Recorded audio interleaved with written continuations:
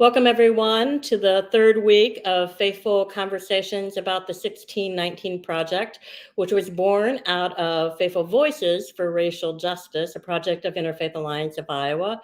I am Connie Ryan, the Executive Director of Interfaith Alliance of Iowa, and I am the moderator for tonight as well. We are very glad that you have joined us to listen in on the conversation with some of Iowa's faith leaders. We hope you will allow it to inform and also to challenge you and your conversation that you have tonight or any other night. The goal of the New York Times, the 1619 Project, is to, quote, reframe American history by considering what it would mean to regard 1619 as our nation's birth year. Doing so requires us to place the consequences of slavery and the contributions of Black Americans at the very center of the story we tell ourselves about who we are as a country. And as the 1619 Project warns, American history cannot be told truthfully without a clear vision of how inhumane and immoral the treatment of Black Americans has been. By acknowledging this shameful history, by trying hard to understand its powerful influence on the present, perhaps we can prepare ourselves for a more just future. The readings for week 3 include Capitalism by Matthew Desmond, Mortgaging the Future by Mirsha Baradaran, Good as Gold, also by Mirsha Baradaran, Fabric of Modernity by Mirsha Baradaran, and Municipal Bonds by Tia Miles. You can find the links to all the readings through the New York Times website or the Pulitzer Center websites, or at faithful-voices.org. I am very pleased to have 3 Iowa faith leaders to be in conversation about the issues addressed in the readings for today, and to do so from their faith lens. Our faith leaders today are Pastor Tony Smith from New Creations International Church in Iowa City, Baljit Singh Verdi from the Iowa Sikh Association in Urbandale, and Reverend Lee Schott, pastor at Valley United Methodist Church in West Des Moines. Thank you, all 3 of you, for joining me today and joining this conversation. I'm going to start with a very simple question, and I'm going to begin with Pastor Tony. Is some of this history that you read today familiar to you? Yes, I would say most of it is familiar to me. A lot of it, we never read in school because in the normal school settings that I attended in Iowa never taught Black history, and so the things that I had to learn through as an adult through studies, but it didn't surprise me. It wasn't surprising to me, the things that we have, because a lot of it is a lived experience, of course.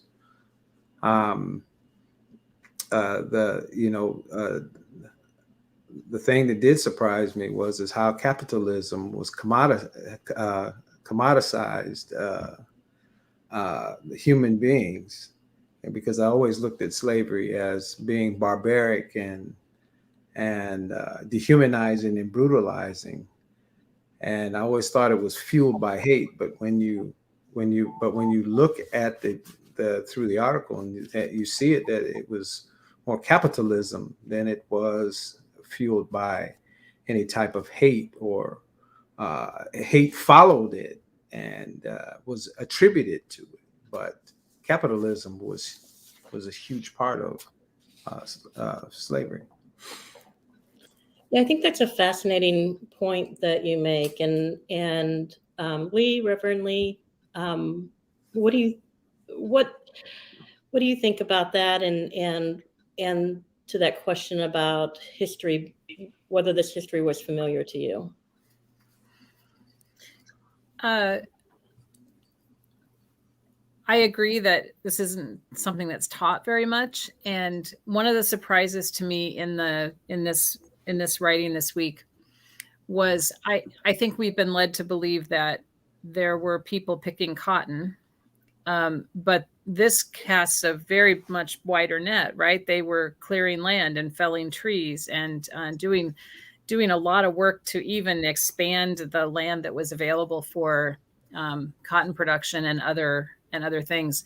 And so it expanded my sense of kind of, I'm used to thinking of a plantation, right? That's the picture we always get, a plantation, and they're already there and they're just doing the work on that space. But they were building all this all the way. And that was very interesting to me and really unknown in what I've, seen and, known about. Thank you, Pastor Lee. And Baljeet, I want to bring you into the conversation. What was surprising to you, or what was familiar to you as you read through? Okay, the history which I was familiar was a financial crisis. We had a recession in 2008, and there was a Wachovia Wells Fargo merging, because I work in Wells Fargo. So Wachovia was one of the fourth largest bank in US.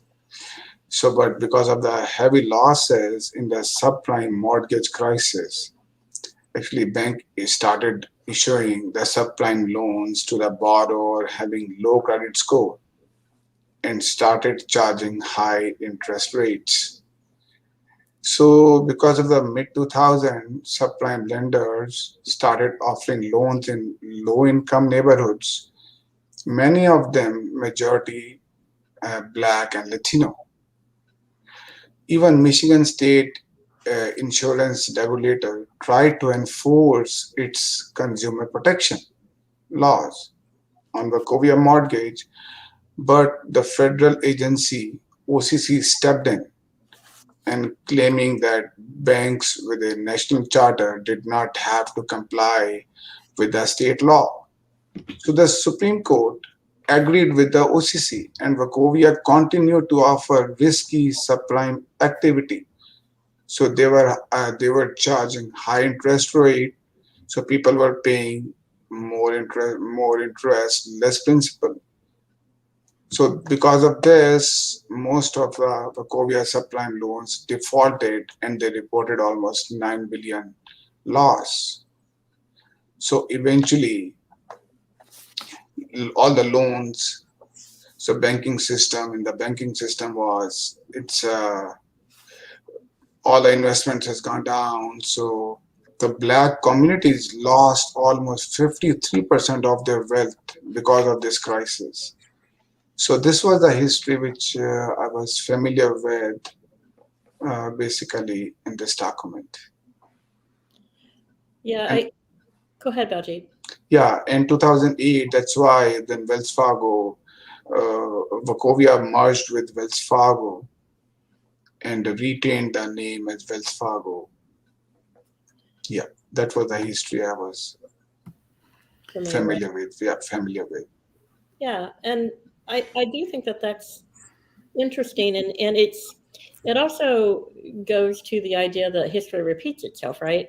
And we also read in the articles about the crash of the cotton industry in the 1830s, and a lot of that was driven, as I read it, a lot of that was driven by greed and oversupply and all of those things that you could really put into what you're talking about with Wachovia and bad practices, so to speak. Other thoughts that you all have about what surprised you in the readings, or on the converse, what you were familiar with? Okay, as per the surprise perspective, I was surprised when I read the slavery built the Wall Street. So slaves were brought to New York City almost 400 years ago. This was one of the US largest slave markets. So I was not aware about all those things. Even men, women, children were bought and sold there. So economy was rooted deeply in slavery and the slave trade. So slave people actually built the wall. Even the wall was removed in 1699 but after which the same path named as Wall Street. This was a surprising factor to me. And the law was passed by New York City Council that the Wall Street be the official slave market. So everyone can go there to hire slaves. Even Wall Street became the place where slave owners could hire their slaves by day or week. So slave people were brought to work on the cotton plantations, which was America's first big business. Yeah. Even investors were heavily dependent on slave labor to set up their farms and build their towns. When I was also even the big U.S. financial firms benefited from the slave trade. Banks used to make loans to the slave owners and accepted the slaves as a security. They accepting the slave people as a collateral for the loans. So when slave owners defaulted on loan payments, the banks would take over the ownership of the slaves. So Leslie Harris also wrote in early 1700s that 40% of New York households were slaved people. So this incident surprised me in this article. Thank you. Pastor Lee or Pastor Tony, other things that surprised you or that you were familiar with? Yeah, well, just to piggyback off of what he said is that you know, the surprising thing about Wall Street also I didn't really know that there was slaves that built Wall Street, and then there was the slave trade also on Wall Street, and so the actual slaves that were building they manufactured the place, and then they were also bought and sold in the same place. The other thing is that the North benefited from slavery just as much as the South did, because of the cotton industry. The Southerners did the planting, and they benefited from slave trade as well as the cotton industry, and so the most of the wealth of the country from the article we seen was the Southerners. So the Southerners were the millionaires in the early 18th century. The Southerners were the millionaires more so than those in the North, in New York. So the balance of the gross the wealth was in the South. And people everywhere were capitalizing on it, right? I mean, the whole country, exactly, right. And the whole country was capitalizing on the backs of slavery. It was interesting to me that the idea of mortgage, having a collateral, before there were home mortgages that we all know about, there were mortgages on these human lives, which I had no idea that predated home mortgages, and that's sort of horrifying. I mean, just incredibly horrifying to me. I was really intrigued in the center of this article. He spends quite a bit of time talking about the system of tracking and documenting and measuring the work that was happening on these plantations, and the way that spreadsheets and productivity logs and depreciation and figuring out profitability really began on the plantations even before the railroads, which he says here was how often when people talk about the history of this kind of analysis, they'll talk about the railroads, which covers over this deeper truth. And a piece of this that I find really interesting is when these plantations are depicted in fiction and movies and media, you don't get a sense of that happening on plantations really at all, that there's a really tightly run business that knows exactly how much they need to feed people and knows exactly how long they need to work and what kind of incentives are going to work. And this was really exhaustive in terms of they were analyzing and sharing data about what to feed people and how long to work them. And so one takeaway from me is this picture that we have of violence against slaves in what I've seen, like in the movies and in things that I've read. Usually the plantation owners get depicted as these kind of brutish, angry, volatile, reactive people who do things to be violent, really not in a very well thought out way, but because of something that happens and they're just drunk and doing this thing. And the picture that's painted here is very different. It was a business and it was intentional, which makes every bit of that violence so much. I mean, it was horrible anyway, but if it's somebody who's just being vindictive, it's one thing, but this was a business decision that they made. This went into their wealth production in absolutely calculated ways, which is horrifying to me. And that is really new. I have not had that understanding of how this worked, how these plantations operated. Yeah, that cold and calculatedness of how can we use human life to further our own wealth is astounding to me, and not something I had thought about either. So I want to shift us into that faith lens that you all three carry with you from different perspectives. And the question that we have before us, and that those who are watching have as well, is what does what you are learning through this reading affirm, stretch, or challenge your faith and your faith tradition? And I'm going to start, sorry, I told you I was going to forget to do this, but I'm going to start with Pastor Lee on this. So what does what you're learning affirm, stretch, or challenge your faith and your faith tradition? The thing I kept noticing is the number of ways that the bottom line got in the way of what people knew they should do. So slavery was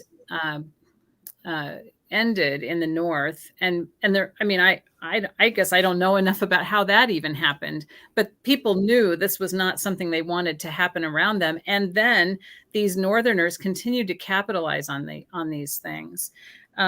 There's a place near the end of the essay that this person says, we care about fellow members of humanity, but what do we do when we want returns on an investment that depends on their bound labor? Yes, there is a higher consciousness, but then it comes down to, where do you get your cotton from? I mean, it comes down to, what are you going to have to pay to live up to that higher consciousness? And I saw that through this whole essay, and really everything I've read so far in this project. It's like we know something about how things ought to be, and yet the politically expedient thing to do, the thing that's going to raise more profits, is continuing this exploitation, making a deal that lets the South continue this exploitation. It's horrifying to me. And yes, that challenges my faith. And I wonder in how many ways I do that. You know, where does that play out in my life and in my church, among all of us? Pastor Tony, what would you add to that, of what you are learning that affirms, stretches, or challenges your faith or your faith tradition? Well, it challenges me to love. Because and I say that because it would be easy for me to hate because of the things that I see that my ancestors went through. It challenges me to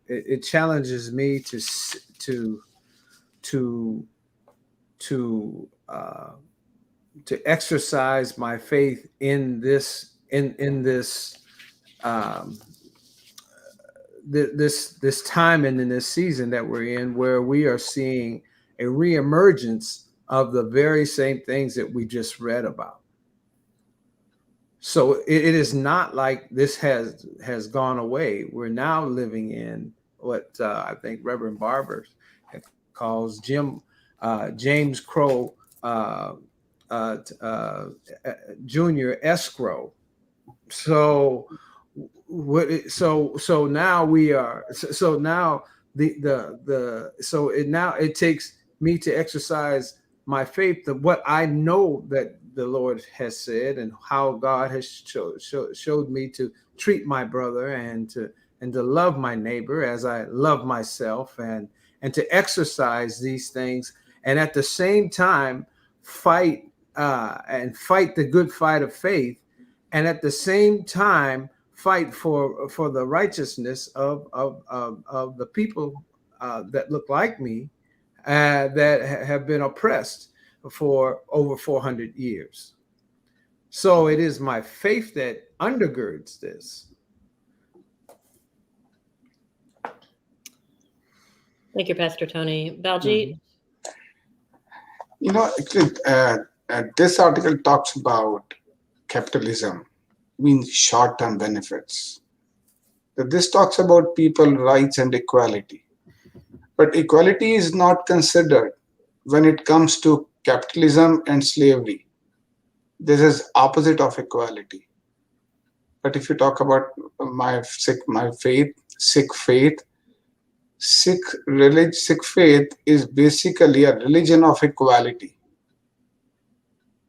Because we believe that equality of mankind, no discrimination based on caste, race, wealth, education, status. So we believe Sikhism always promotes equality, believes all human beings are equal before God. So it teaches it teaches equality of all people and donate to the society. So that's what we do. This one also contradicts in this article, because Sikhs are expected to contribute at least 10% of their wealth income to the society, to the needy people of the world, for the good cause. The same we provide in Sikhism. There's a langar. Langar is a free community kitchen. It again shows the concept of sharing and caring.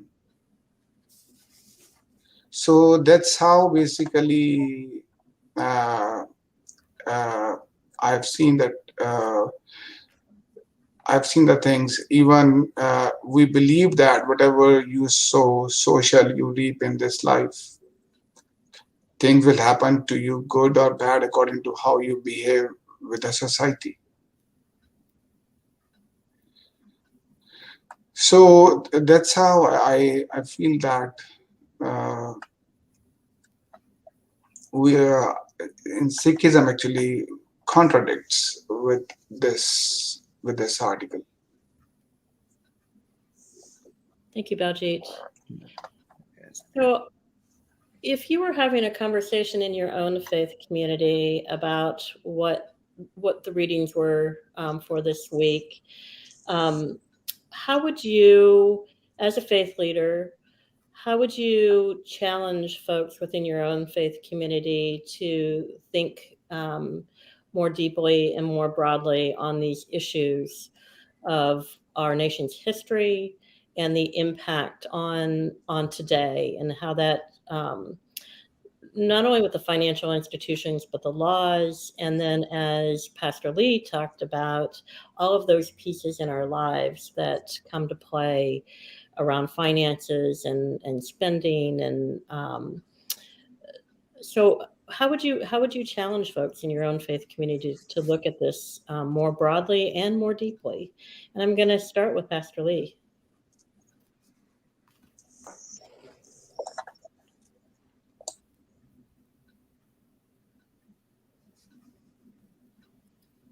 You cut out for a minute, Connie. I don't know who you asked. I asked you. Thank you for saying that. I thought all of a sudden I had spinning circles. So I apologize. I think I would, from what I did here, I'm pretty sure this is what you were asking.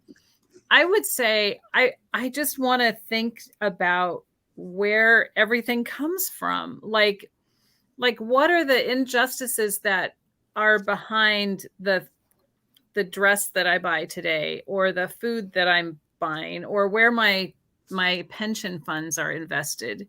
And if we were to kind of mine that information, I think a lot of us would be horrified about where some of our money is going. What, the causes certain companies support, where our investments are behind our pension funds. I'm very concerned about private prisons, which to me is in this whole category of making money off of enslaved people in a way. And there's a lot of pension money. There's a lot of money in that. And I think if we were to ask those questions, we would be surprised, and it would change our action if we dared to care and pursue it. Thank you. Baljeet, what are your thoughts of, if you're talking with your faith community, how do you talk about these issues more broadly and deeply within a faith community? Yes, actually, what we will do, we'll basically go through about this article, how the slavery used to, people used to do the slavery, and based on that, and to relate that with our Sikh faith, and how in current situation, how to help the needy people to get rid of those kind of mechanism. But basically, what I will say that even it looks like the slavery ended, but still it happens in a different ways in the society. So I will just have all the community members to help the needy person, or to create the equality in the society. And Pastor Tony, your thoughts? I believe in my faith community, what I would want to do is, number one, is educate. So educate them on the in the 1619 project. See the gaps that have been left out in American history, and to be able to, and so that that our people could see the contributions that we had to the building of America, so that they could relish in the accomplishments of a country that is one of the greatest countries in the world, but at the same time has a horrific moral agenda that undergirds it. But there's something to celebrate, and I want them to see that. But at the same time, I want them to be able to understand